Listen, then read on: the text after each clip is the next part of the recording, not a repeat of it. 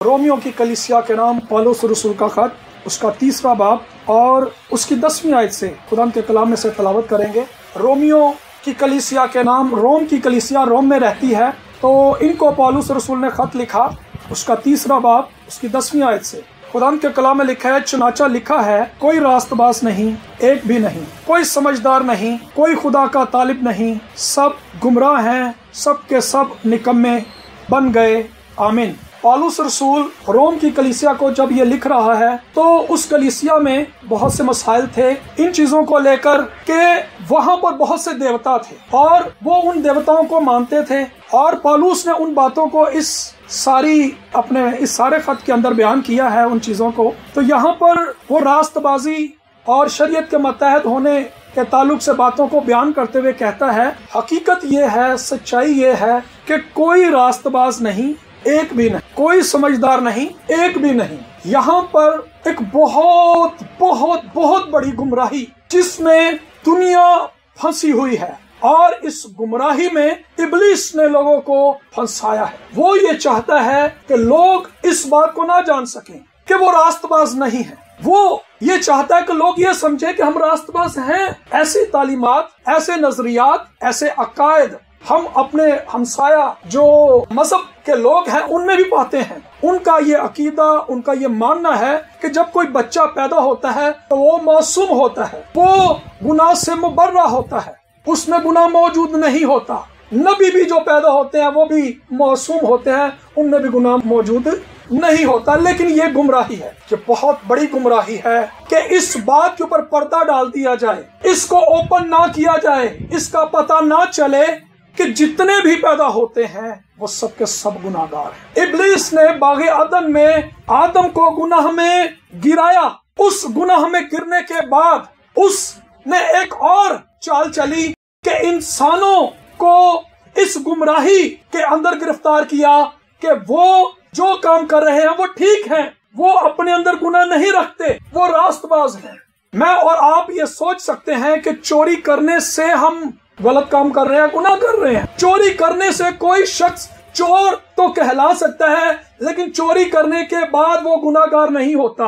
वो चोरी करने से पहले ही गुनाहगार है। उसका चोरी करना ही इस बात का सबूत है कि ये गुनाहगार है। कोई झूठ बोलकर गुनाहगार नहीं होता, वो झूठ इसलिए बोल रहा है कि वो पहले ही गुनाहगार है। कोई फ्रॉड, कोई बेईमानी करके गुनाहगार नहीं होता, बल्कि वो इससे पहले ही गुनाहगार है। लेकिन आज आप किसी से भी बात करें, किसी को इस बात का एहसास नहीं कि मैं गुनाह में गिरफ्तार हूँ, मैं गुनाह में पैदा हुआ हूँ, मुझ में गुनाह की सरिश्त पाई जाती है, मुझ में गुनाह की वो शरीयत है जो मुझे मगलूब कर लेती है, जिसके पीछे मैं चलता हूँ, जो मेरा मास्टर है, जो मेरा आका है। इस बात से बेबहरा है हम। हमारा ध्यान और ही बातों की तरफ, और ही कामों की तरफ है। दुआ कर लें, चर्च चले जाएं, अच्छे काम कर लें, नजर नियाज दे दें, लेकिन हम इन बातों से बेबहरा हैं कि हमें नजर नियाज की जरूरत नहीं है, हमें दुआओं की जरूरत नहीं है, बल्कि हमें ये जानने की जरूरत है कि मैं तो गुनाह में गिरफ्तार हूँ। दाऊद ज़बूर 51 में कहता है, मैनू विच गुनाह दे शम्मिया मेरी माँ है। वो इस रियलिटी को, वो इस हकीकत को, वो इस सच्चाई को ओपन कर देता है कि मैं अपने अंदर गुनाह की फितरत लेकर पैदा हुआ हूँ। मैं गुनाह में इसलिए गिरा हूँ क्योंकि मैं गुनाहगार हूँ। मेरा गुनाह में गिरना इस बात का सबूत है कि मैं गुनाहगार हूँ। हमने पढ़ा, कोई रास्तबाज नहीं, एक भी नहीं, कोई समझदार नहीं, एक भी नहीं, कोई खुदा का तालिब नहीं। जब हम रास्तबाज ही नहीं तो हम खुदा के तालिब कैसे हो सकते? जब गुनाह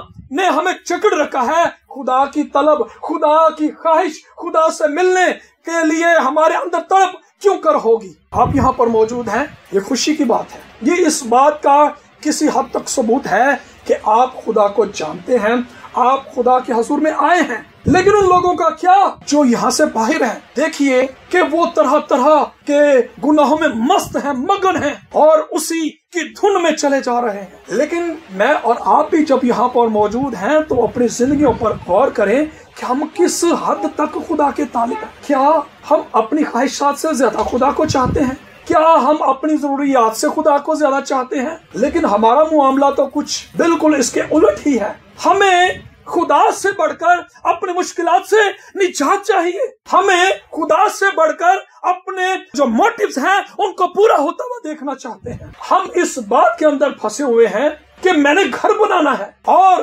مجھے اس کے لیے دن رات محنت کرنی ہے, مجھے اپنے بچوں کو اسکولنگ کروانی ہے, اچھی ایجوکیشن دلوانی ہے, مجھے اپنی لائف کے لیے پلان کرنا ہے. میں جن حالات کے اندر گرفتار ہوں مجھے ان سے چھٹکارا چاہیے. لیکن سچائی یہ ہے کہ ان حالات سے چھٹکارے کے باوجود بھی ہمیں حقیقی نجات نہیں مل سکتی. ہر شخص اس بات کا طالب ہے کہ جس جگہ پر میں ہوں میں اس جگہ سے آگے چلا جاؤں. خواہ وہ اس کی گھریلو لائف ہے یا آفس میں ہے یا اپنے محلے میں ہے یا لڑائی جھگڑا ہے یا گھر کے اندر تنگ دستی ہے, کسی بھی طرح سے کوئی بیماری ہے. ہر شخص یہ سوچتا ہے کہ اگر میں اس معاملے پر غالب آ جاؤں, اگر میں اس حالات سے نکل جاؤں تو میں آسانی سے دعا کر سکوں گا, پھر میں دن رات چرچ جایا کروں گا, پھر میں کلام پڑھوں گا. جی نہیں, ایسا نہیں ہو سکتا. آپ اپنے حالات سے رہائی کے باوجود بھی خدا کے طالب نہیں ہو سکتے. ہمارا سب سے بڑا گناہ ہی یہی ہے کہ ہم خدا کے طالب ہی نہیں ہیں. عدن کے اندر یہی کچھ تو ابلیس نے کیا تھا. خدا سے اس نے فوکس ہٹا دیا آدم کا. اس نے آدم کا فوکس اس کی اپنی ذات کے اوپر لگا دیا کہ تم خدا کی مانند ہو جاؤ گے. تم مطلب تمہاری ذات, آدم تو, تیری بیوی, تیری آنے والی نسلیں خدا کی مانند ہو جائیں گے. یہی تو وہ گناہ تھا. خدا کی طلب نہ رہی آدم کو اور وہ پھل اس نے کھا لیا. کیا وہ پھل فقط آدم نے کھایا تھا؟ نہیں, وہ پھل میں نے بھی کھایا تھا, وہ پھل آپ نے بھی کھایا تھا. اس پھل کا اثر اور تاثیر تمام بنی نوع انسان کے اندر موجود ہے. میں اور آپ اپنے باپ آدم میں موجود تھے. ہم یہ کہہ کر آزاد نہیں ہو سکتے وہ پھل تو آدم نے کھایا تھا.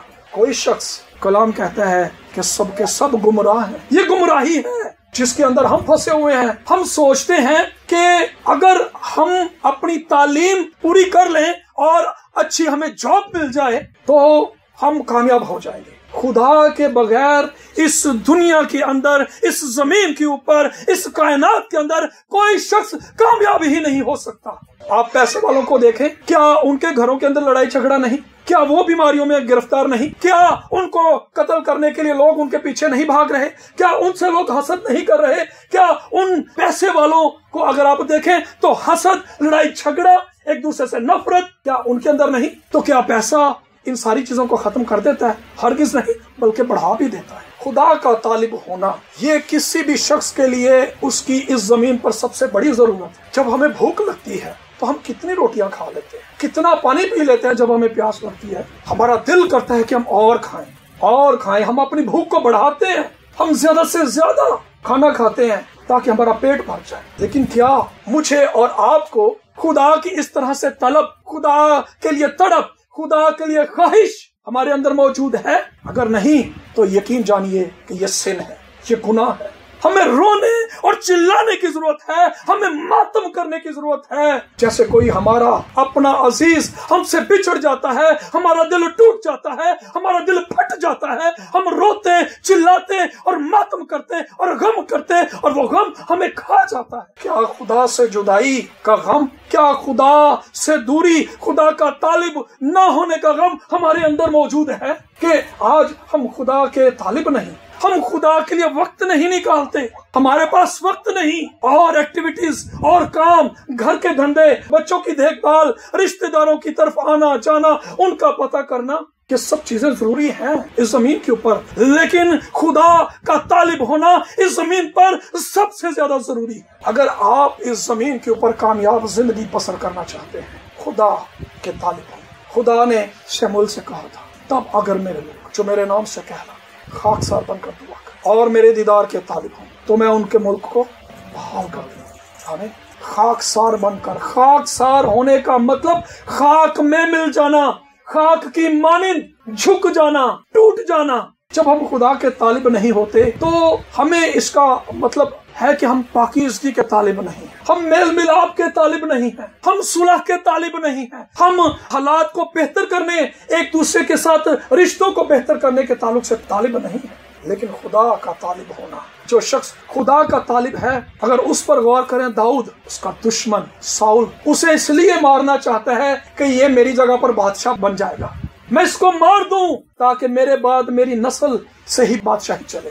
وہ ایک بیابان سے نکلتا ہے، دوسرے بیابان میں بھاگ جاتا ہے، جنگلوں کے اندر چھپتا پھر رہا ہے، داؤد بھاگ رہا ہے، لیکن وہ اپنے دشمن کے خلاف کوئی منصوبہ نہیں بنا رہا، کوئی خیال، کوئی سوچ اس کے اندر موجود نہیں۔ اور زبور کے اندر 63 کے اندر وہ کہتا ہے، اے خدا تو میرا خدا ہے، میں دل سے تیرا طالب ہوں، خوش اور پیاسی زمین میں جہاں پانی نہیں، میری جان تیری پیاسی اور میرا جسم تیرا مشتاق ہے۔ اس کی ارنسٹ نیڈ، اس کی سب سے بڑی ضرورت یہ تھی کہ اس کی خلاصی ساؤل سے ہو جائے، ساؤل اسے نہ مارے، اس کی جان بچ جائے۔ وہ کہتا ہے کہ ایک تو اس کا دشمن اس کے پیچھے لگا ہوا ہے، لیکن جہاں جس حالات میں ہے وہاں پر پانی بھی نہیں، اسے نہ اپنے دشمن کی فکر ہے نہ اپنی ضرورت کی فکر ہے، وہ خدا کا طالب ہے، اسے پتا ہے کہ میری ضرورت میرا خدا ہے۔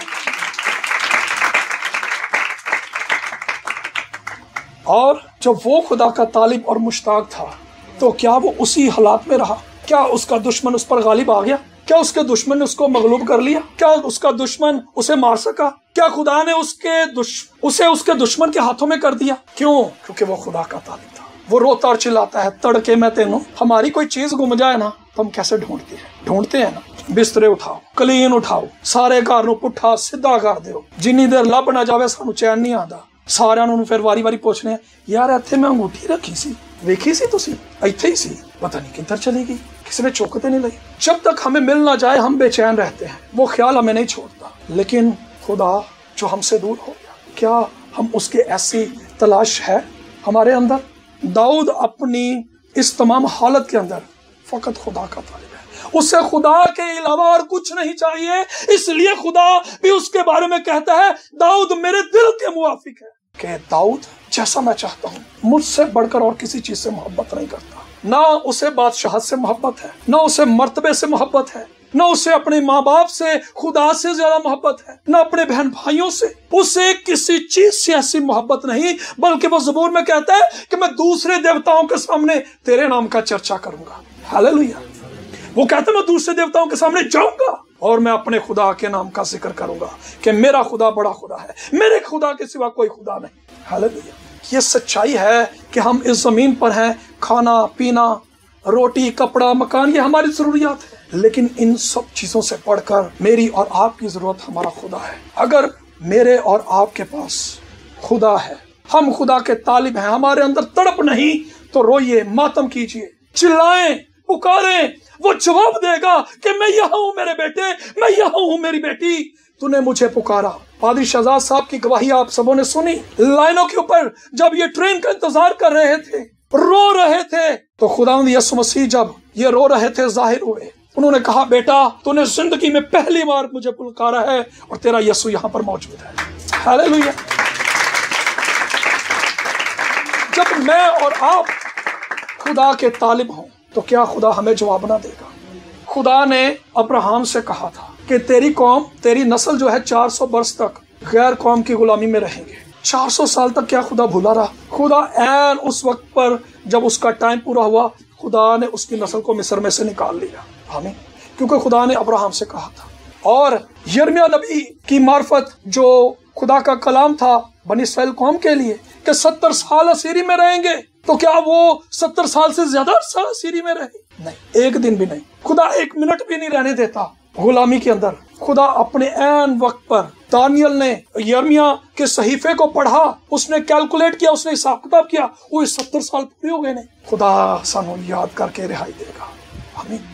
خدا 70 سال کے بعد بھی اس کو وہ کلام نہیں بھولا۔ 500 سال سے زیادہ جو قاضیوں کا دور ہے، وہاں پر اگر آپ دیکھیں تو خدا ان سالوں کے اندر جب وہ خدا کے طالب ہوئے، تب خدا نے ان کو چھڑا لیا۔ فقط کیا؟ خدا کا طالب ہونا، روئیں، گھٹنے ٹیکیں، خدا کے آگے جھک جائیں، اسے سجدہ کریں کہ خداوند مجھے تیرے سوا کچھ نہیں چاہیے، نہ سونا، نہ چاندی، نہ ہیرے، نہ جواہرات، نہ اس زمین اور اس کی شان و شوکت، فقط مجھے تیری ضرورت ہے، مجھے تیری ضرورت ہے۔ اور وہ شخص جو خدا کو پا لیتا ہے، اس زمین پر سب سے خوشحال شخص، سب سے خوش اور شادمان شخص، سب سے مطمئن شخص एतमाद के अंदर चलने वाला, ईमान में चलने वाला, उसके वसीला से खुदा का जलाल जाहिर होता है, उसके वसीला से खुदा की बरकत जिंदगियों के अंदर आ जाती है, उसके वसीला से हालात बदल जाते हैं। जहां वो जाता है बरकत आ जाती है, जिससे वो मिलता है उसकी मुलाकात मसीह से हो जाती है। आमीन। उसको मिलने के बाद दिल उदास नहीं रहता, उसको मिलने के बाद दिल खुशी और शादमानी से भर जाता है, क्योंकि उस शख्स में मसीह मौजूद है, उसके साथ खुदा है। जिस शख्स के साथ खुदा होता है, लिखा है दाऊद तरक्की पर, क्यों? क्योंकि रब्बुल अफ़वाज उसके। जब खुदा साथ हो तो आप तरक्की करेंगे। आप दुआ में जिस जगह पर हैं आप वहां नहीं रहेंगे, आप दुआ में आगे चले जाएंगे। आप जितना कलाम पढ़ते हैं आप इससे ज्यादा पढ़ेंगे, आपकी भूख और प्यास बढ़ती चली जाएगी, आपकी भूख और प्यास बढ़ती चली जाएगी। फकत खुदा का तालिब होना मकसूद है। और अगर आज हम खुदा के तालिब नहीं तो मेरे अजीजों, हमारे लिए ये बड़ी संजीदगी की बात है, बड़ा संजीदा मामला है हमारे लिए। इस बात को जानिए, इस बात को समझिए, इसके लिए फैसला कीजिए। इसके लिए हमें खुदा से कहने की जरूरत है कि खुदावंद, मेरे अंदर गुनाह के सबब से मैं तेरा तालिब नहीं हूँ, मेरे अंदर कोई ख्वाहिश नहीं है कि मैं दुआ करूँ। दुआ में जब हम झुकते हैं तो 5, 10, 15, 20 मिनट बाद हमारा दिल बेचैन हो जाता है, बस कर, बड़ी दुआ हो गई है। लेकिन जिसका दिल खुदा के साथ लगा है वो तो घंटों घंटे, दिन रात भी उसके लिए थोड़े हैं। तेरियां सिफतां गावन लई, इंसान भी थोड़े नहीं, सारे पाक फरिश्ते कुल जहान भी थोड़े नहीं। उसकी तारीफ करने के लिए तो कायनात का जर्रा जर्रा भी कम है। वो फरिश्ते जो उसके हजूर में है दिन रात, कब तक? दिन रात। उनको पता ही नहीं है, बस वो उसकी तारीफ करते हैं, उसकी सिताइश करते हैं, वो थकते नहीं। क्यों? क्योंकि खुदावंद के नाम में कुव्वत है। जब वो खुदा का नाम लेते हैं वो कुव्वत से और भर जाते हैं, वो और ताज़ादम हो जाते हैं, कि खुदा का नाम महकम किला है, ऊंचा बुर्ज है। आइए मेरे अजीज को अपने सरों को झुकाएं और खुदा से कहें कि खुदावंद, मुझे तुझसे बढ़कर और कुछ नहीं चाहिए। कलाम में लिखा है कि आसा बादशाह जब बीमार हुआ तो वो अपनी बीमारी में खुदा का तालिब नहीं हुआ। जिन हालात में हम मौजूद हैं, क्या हम अपने हालात से ज्यादा खुदा को चाहते हैं या अपने हालात की दुरुस्तगी चाहते हैं, इनसे रिहाई चाहते हैं? हमें फकत खुदा चाहिए। हालेलुया। खुदावंद से दुआ कीजिए, खुदावंद को पुकारिए, उसके हजूर में रोएं, चिल्लाएं, मातम करें कि खुदावंद, मुझे तेरे सिवा कुछ नहीं चाहिए। जब तू मेरी जिंदगी में है तो मेरे पास सब कुछ है। जब बादशाह है तो उसकी बादशाही का सब कुछ मेरा है। उसने कहा कि पहले ढूंढो तुम उसकी बादशाही, तो ये सारी चीजें तुमको मिल जाएंगी। हालेलुया। वो सच्चा खुदा है, वो झूठ नहीं बोलता। आइए दुआ मांगे।